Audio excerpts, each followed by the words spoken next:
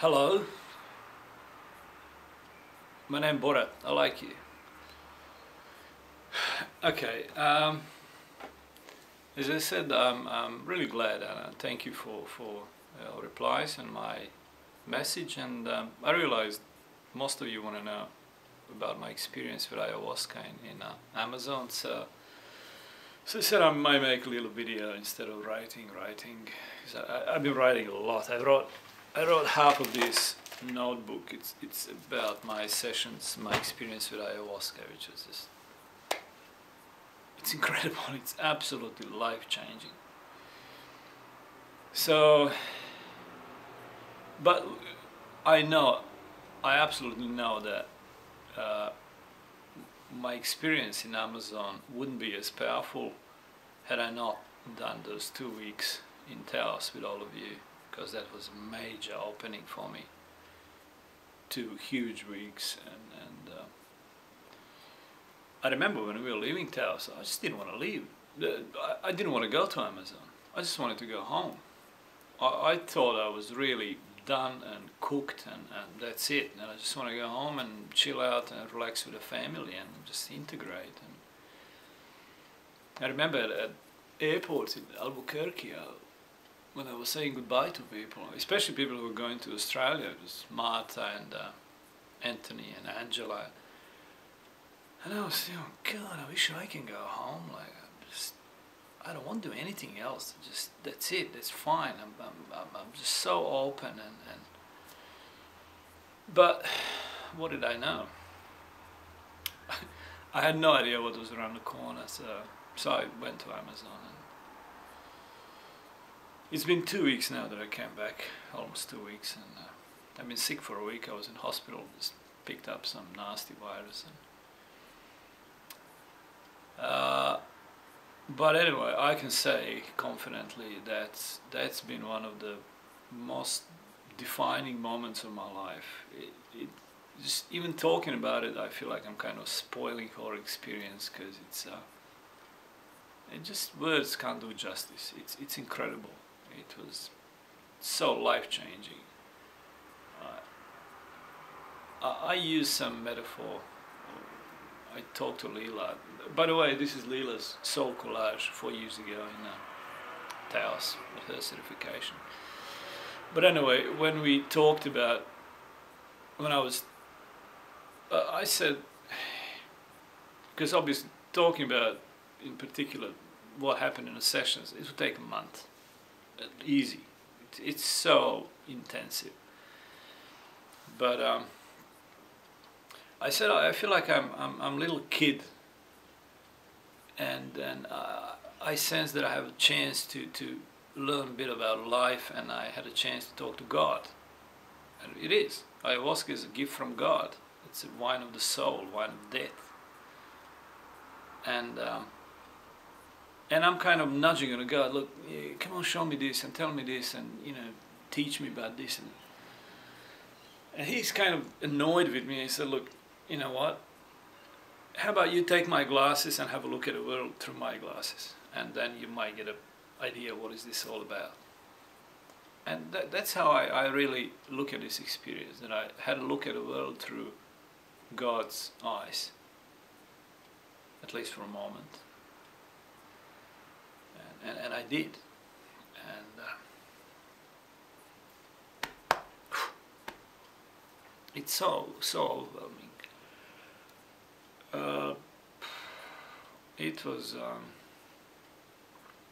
just incredible, and looks like I have some special connection with that plant. And I heard that from 2 shamans and from a guy who was running the whole thing, who owns a retreat in a jungle. He's a Jim from Seattle. He's a great bloke. He's done a lot of work, and now he's living there.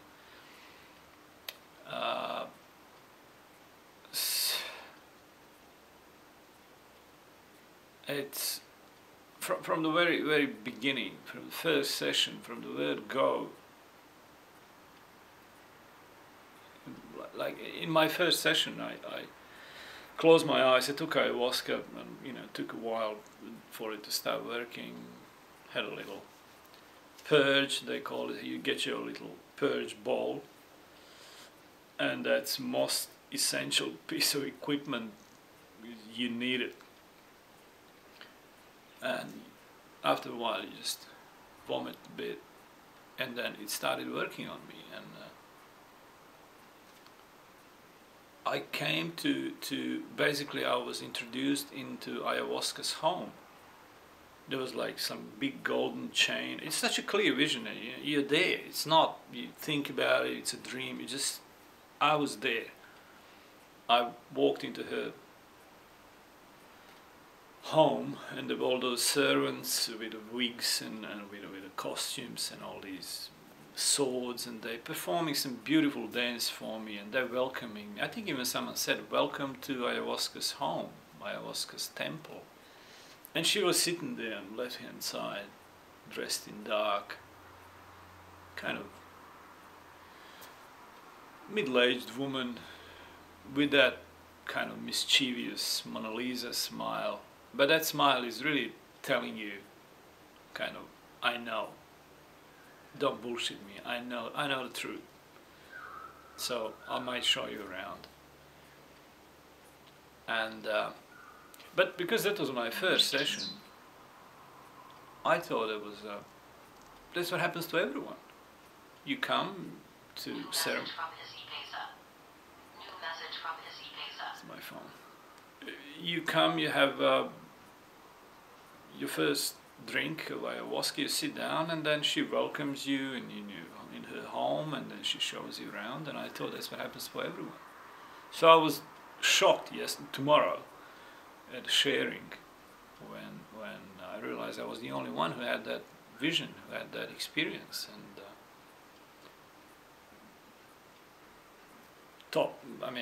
Master Shaman Don Benigno, he's a man in his 60s, he's blind basically, he's wearing some dark glasses all the time. He told other guys, he said, don't be jealous of this bloke, because this is highly unusual that someone can have such a strong vision, such a strong insights. And I must say, it didn't make me very popular in the first few days, because some of the guys were really pissed off. And I don't blame them. I mean, the people from all over the world, from US, Canada, Australia, 3 of us from Australia, Italy, Sweden. It was altogether around 15 of us, I think. All men for some reason, which is exceptional. And yeah, some of them just kind of pissed off that I'm getting all that colorful, rich visions and insights, and they get nothing.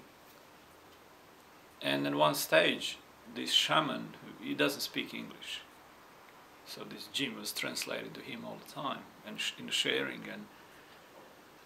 But you know, those shamans, he's coming from shaman's family. Just for him, talking to spirits, contact spirit world is like for us brushing teeth every day. It's such a normal thing. And he looked at this guy who was kind of, he said, but how about Lou? He's getting all that stuff and I get nothing. And he said, but yeah, but she really likes him. And that was his answer. And he told me, he said, she really likes you for some reason. She wants to work with you. There is some incredible connection you have with this sacred plant. Whatever it is, I don't know, but I know that those 4 sessions I had, it was, as I said, my English is not good enough. I can't tell you how life-changing, how massive that is. One of the things that I'm just looking at talking about things that are kind of major insights, because yeah, going into particular things take too long.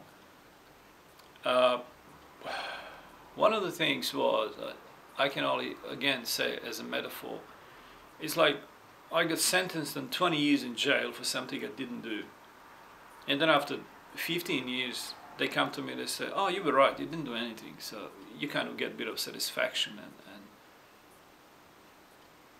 you kind of eventually realize, I told you I was right. And that was so present all the time, kind of hovering, that feeling dominant feeling in my sessions, that how strong my intuition was through all my life, and how accurate it was, how powerful it was, how right I was in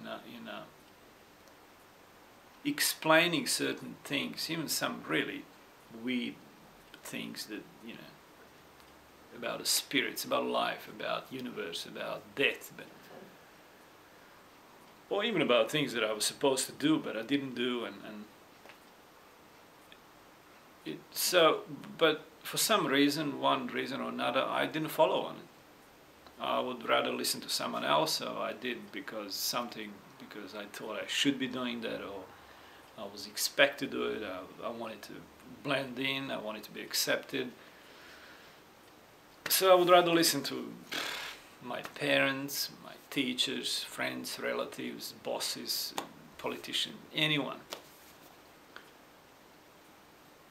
I even thought, now with ayahuasca, she really opened up for me, and I was so many times I said, yeah, but I know that.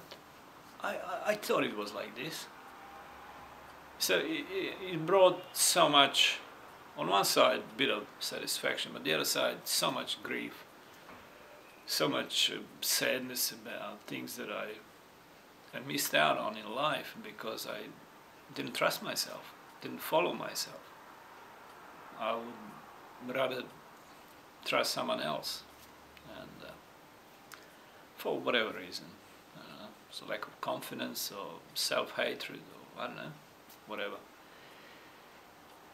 So that was one of major insights, and it was always in the back, kind of, because when you're in that experience, you're in a completely different space.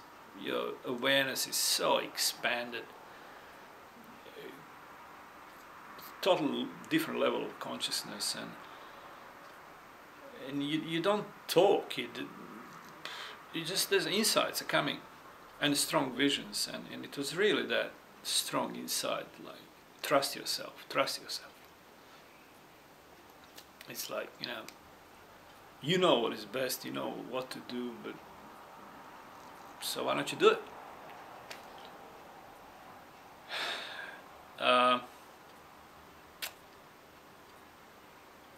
In general, I mean, I'm not here to say anyone go and do it or don't do it. I can say for myself, whole experience with ayahuasca it's hard, it's bloody hard, it's rough, it's brutal, really. It's physically demanding, it's emotionally smashing, but it's worth every bit of it. It's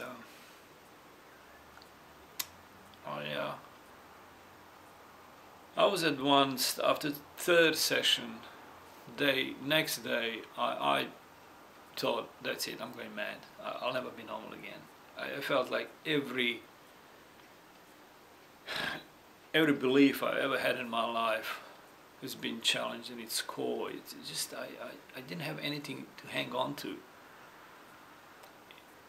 Because in the sessions, every time I would ask her some question about, especially this question about time, how long for this, and I would be basically laughed at by gods or goddesses or ayahuasca or anyone, and they would say, what are you talking about? There's no time.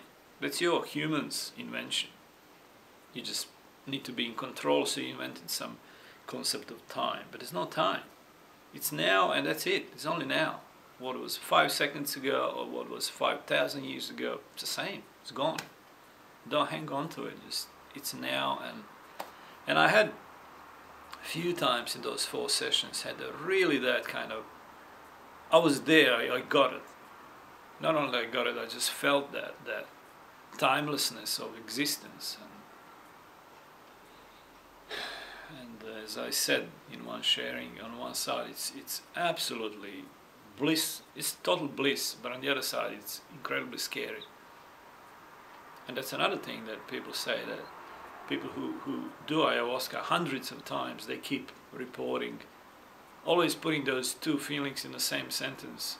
He said how it was. It was wonderful and it was terrifying at the same time. And that's how it was for me in all sessions. Magnificent, incredible, but frightening. Because especially that concept of I remember I would ask her, say, if there's no time, if there's not any structure I can hang on to, if I can't be in control, if I can't be in charge, if I don't know what's going on, I mean, Jesus, how do you live? She said, but that's how you live, that's life. So, as I said, a few times, for a few moments, I would get it. But that's how spirits live. I don't know. As I said, it's very hard to explain. You have to experience it. But as I said, after that third session, I would spend whole next day in that space where I thought, that's it, I'm going mad. There's nothing I believed in. Nothing is certain anymore. It was like, you're sitting here and you're not sure this wall is going to hold, is this ceiling going to fall down. Like normally you never think about it, but all of a sudden nothing was certain and everything was possible. There was no time.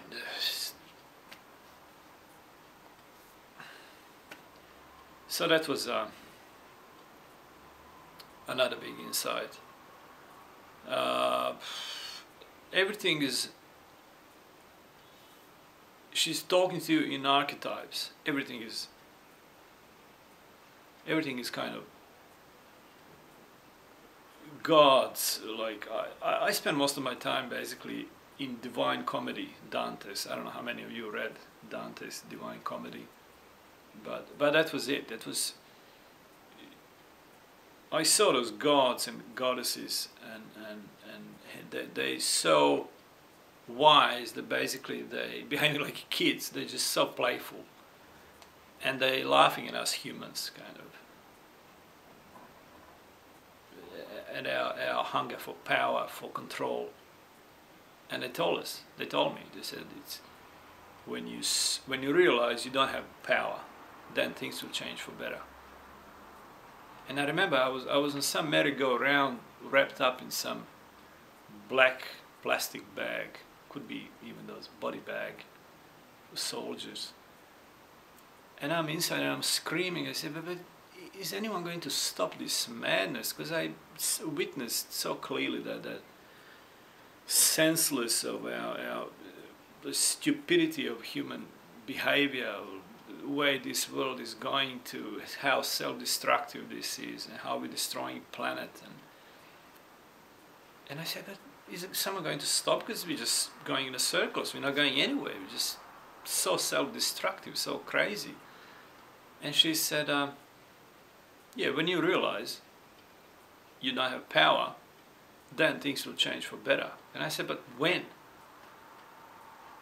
And that was the only time she answered on my question in regards to time. Otherwise, every time I would ask when, she would ignore me or laugh at me, because, you know, it's pointless. There's no time for them.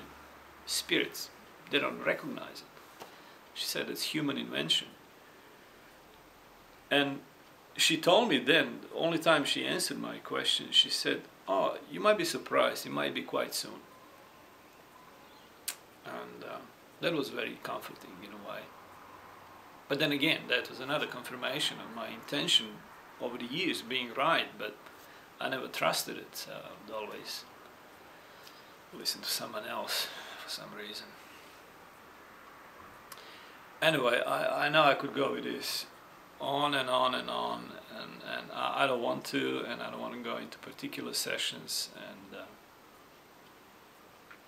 I just wanted to say to all of you that it was, as I said, life-changing. Just absolute bliss and horror at the same time.